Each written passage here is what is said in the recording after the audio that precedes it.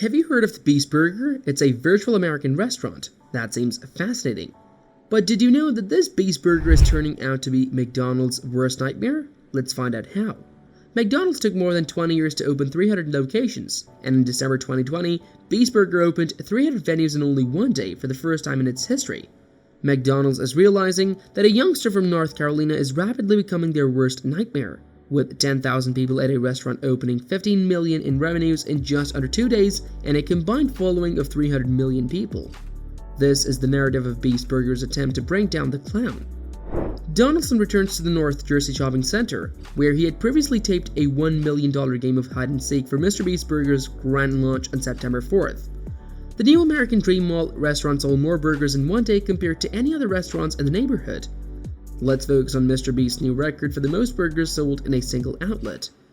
Jimmy Donaldson's newest tour across New Jersey proved to be an incredible journey, despite the fact that the man known as Mr. Beast lost over $500,000 along the way after shooting a $1 million hide-and-seek game at the American Dream Mall. After hundreds of its admirers descended on the American Dream, Donaldson decided to return on September 4th for the grand launch of Mr. Beast Burger's first brick and mortar restaurant. In a single day, the new location sold more burgers than any other restaurant. Mr. Beast Burger debuted in December 2020, and the fast food franchise was an overnight success. By operating off the Ghost Kitchen's menu, Mr. Beast Burger continued to expand to dozens of markets and continued to serve millions of people within months of its initial sale. Dishes inspired by specific creators were also provided as specialty offerings. Mr. Beast's September 3rd video previewed the burger joint's next growth step, in which Donaldson gathered hundreds of his supporters at the American Dream Mall in East Rutherford, New Jersey, and gave them each a $10,000 briefcase. Those hiders who had not been discovered after a 6-hour game of hide-and-seek got to keep the cash in their briefcase. Moving on to more specifics, Donaldson revealed the first official Mr. Beast Burger business would open one day following the hide-and-seek video was released to YouTube.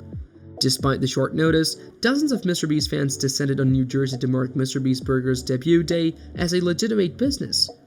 Thousands of people stood in line for up to 9 hours to meet Donaldson and ate one of his burgers, according to some estimates. During the tri-state tour, one of Donaldson's top lieutenants, Carl Jacobs, visited the Bronx, attended a Yankees game, and boomed up on the team's Twitter feed. It's simple to state that the Mr. Beast team is thriving these days. But even after the most notable grand openings, Donaldson isn't leaving anytime soon. The latest YouTube king also plans to broaden his sweets company, Feastables. According to a recent tweet, the mysterious commodity will shortly be available on Walmart shelves. Burgers are big business. Every minute, approximately Americans consume 100,000 burgers. That's enough burgers to circle the globe 32 times or 11 times around your mother. Economists even utilize the Big Mac Index to determine exchange rates based on the cost of a Big Mac in two nations. McDonald's has indeed been unbeatable for many years and dominates approximately 45% of the global fast food sector. Till now, Jimmy Donaldson, popularly known as Mr. Beast, has utilized his 300 million worldwide followers to take advantage of unseen methodologies of running a fast food business which even McDonald's can't achieve. Beast Burger is not your typical fast food chain. Until recently, Beast Burger seemed to have no physical locations and could only be ordered through food delivery apps. So, you're probably wondering how a company can sell tangible food on demand without having a physical location. Well, they're termed ghost kitchens. Well, you could perhaps think it's crazy. Consider a kitchen to be a manufacturing facility. The equipment employed here is really costly. We're talking Chanel Diamond Forever handbags. It costs the same to run whether you serve 100 or 1,000 consumers. So, when you're resting on your sofa at 7 p.m. on a Saturday night, choosing your 7th takeaway of the week, your neighborhood burger is very busy and it's at full capacity. This is where the magic of the virtual dining concept comes into play in their business model. They choose influencers with the most passionate and largest following and negotiate deals with existing restaurants worldwide to manufacture the item. In this situation, Beast Burger restaurants are given branched packaging to make it appear to Mr. Beast fans that it comes from Beast Burger. Instead of their neighborhood buddy burger, these suffering restaurants receive a significant revenue share to cover their costs. While Mr. Beast and virtual dining concepts are compensated handsomely, it's a win-win arrangement that works. Beast Burger has shot through the roof to one of America's most well-known food chains, and he's succeeding like wildfire.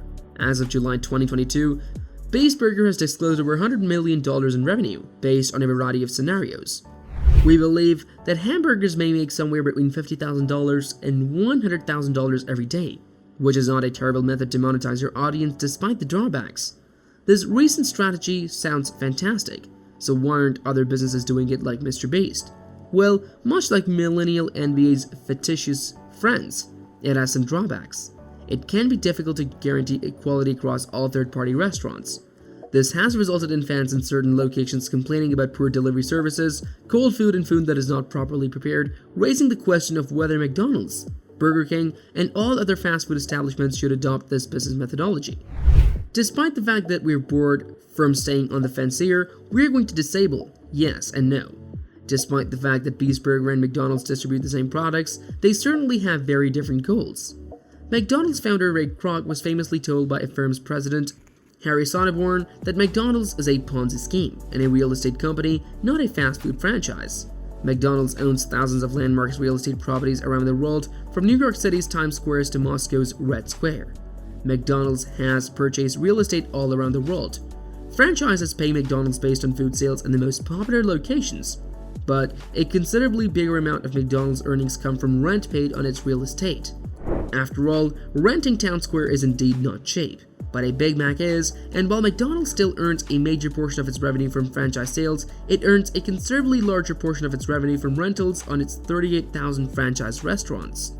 Considering that Beast Burger already has an inconceivable amount of demand, this is a very different approach to Beast Burger, which only has one physical outlet. They can establish physical premises without having to worry about building a consumer base.